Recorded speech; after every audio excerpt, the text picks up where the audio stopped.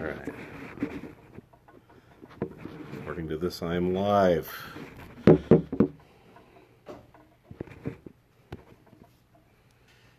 Alright. Okay, apparently I'm live. I'm going to have my cameraman Logan check how I look if he doesn't mind. Hi. No, not you saying hi. You coming seeing how I look here. Oh, sorry. Yeah, this is all about me. I thought you meant like...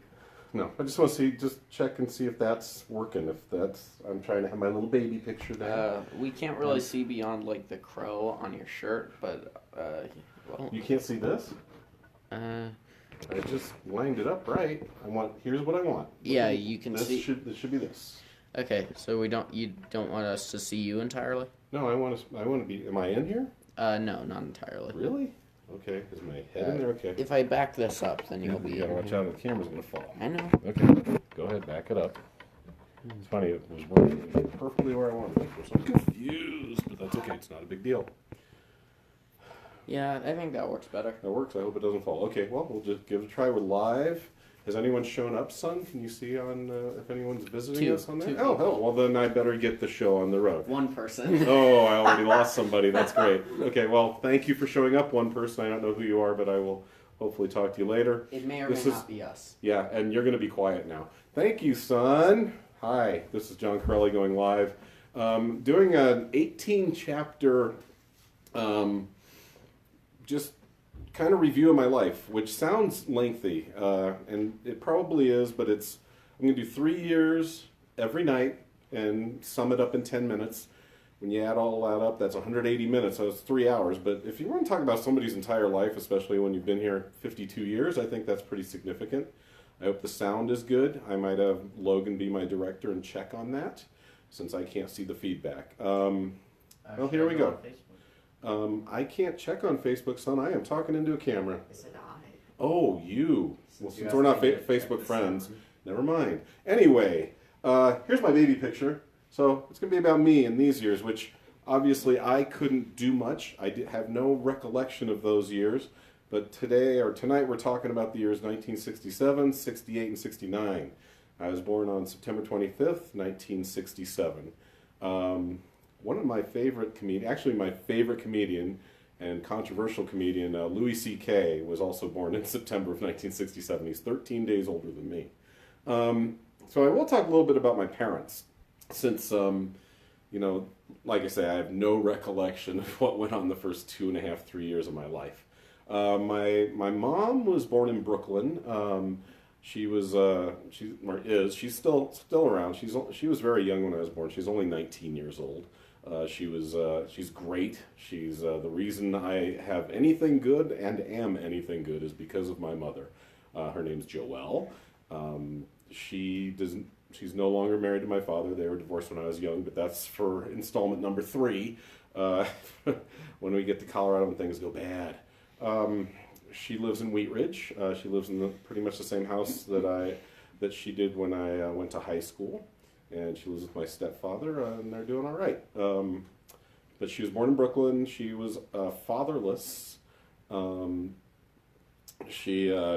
soon as my grandfather, my natural grandfather, my biological grandfather, got my grandmother pregnant in 1947, he cut out. He left. And so my grandmother was a rare single grandmother in 1948, or a rare single mother, in 1948. As you can see, this is pretty much unscripted. I'm just trying to, I threw a few notes down, but I'm going to try to be as natural as I can with this. So if I don't do well, I apologize.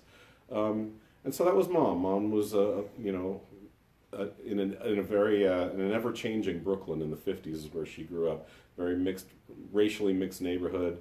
Went to school with a lot of black kids during her elementary school years. Had some run-ins with some of those kids, but did not grow up hateful. In fact, she's extremely liberal.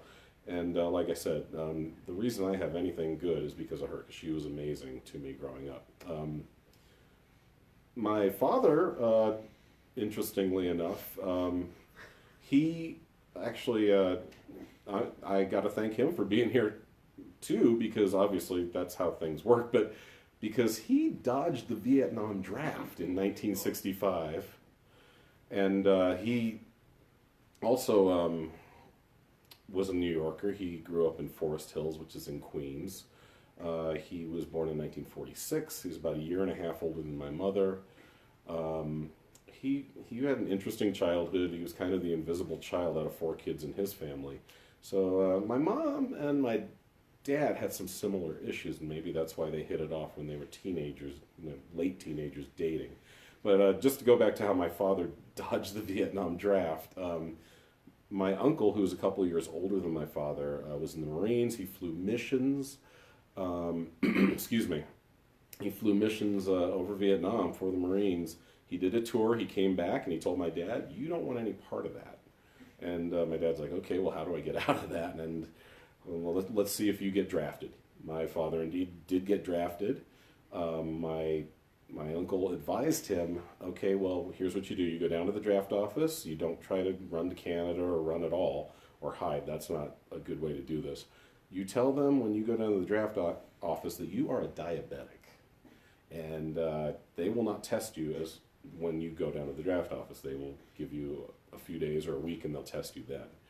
And my uncle is a really smart guy. He knows a lot about medicine, and they asked my father to come. The draft board asked my dad to come back 3 days later, and he starved himself for those 3 days. My uncle got him some what my father referred to as pure glucose. I don't know what that means, but I got him something sugary, and he said he slammed it with a big glass of orange juice a few hours before the test.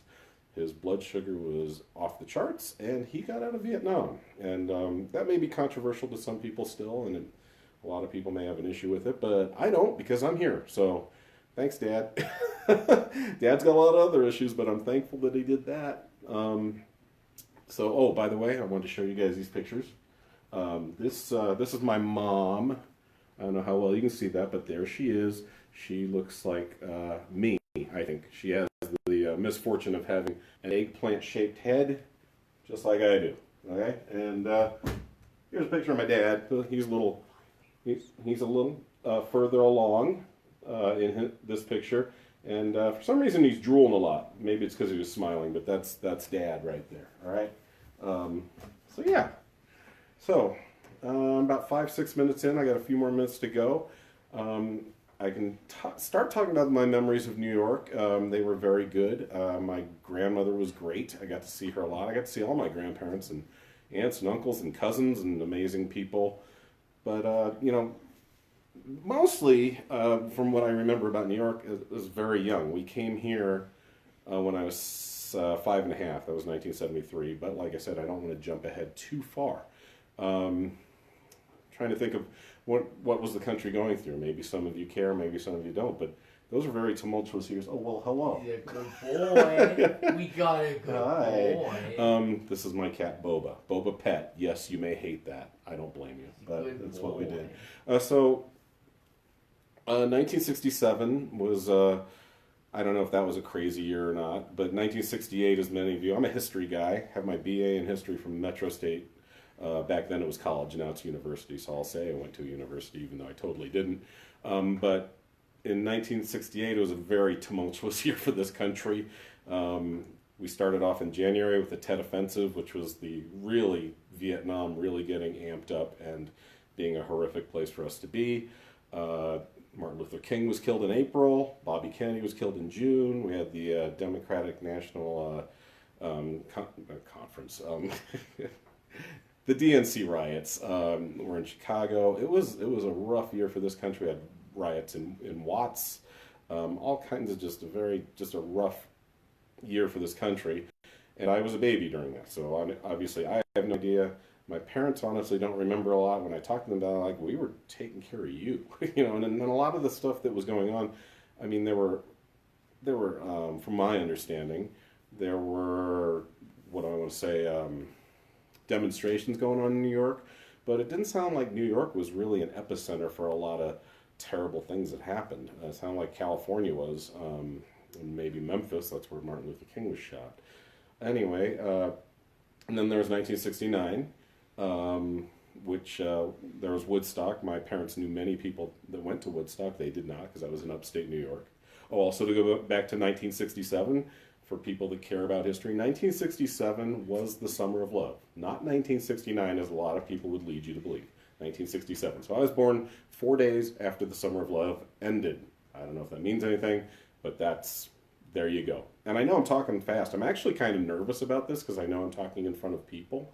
I've gotten better at talking in front of people since I took up comedy about 11 years ago, but I still, in something when you're trying to open up to an audience and tell them about yourself and just how you feel about things, or even right now it's just the background of the country when I was born, it's still a weird thing to talk to this phone and know there are other people on the end of that phone that are listening and hopefully enjoying.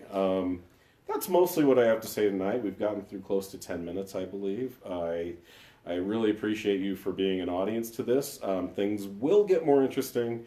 Tomorrow night we cover 1970, 71, and 72 toddler years that I can remember some things. Some of them actually slightly horrific. So hopefully you come back tomorrow for chapter 2. It's 8:15. You're good.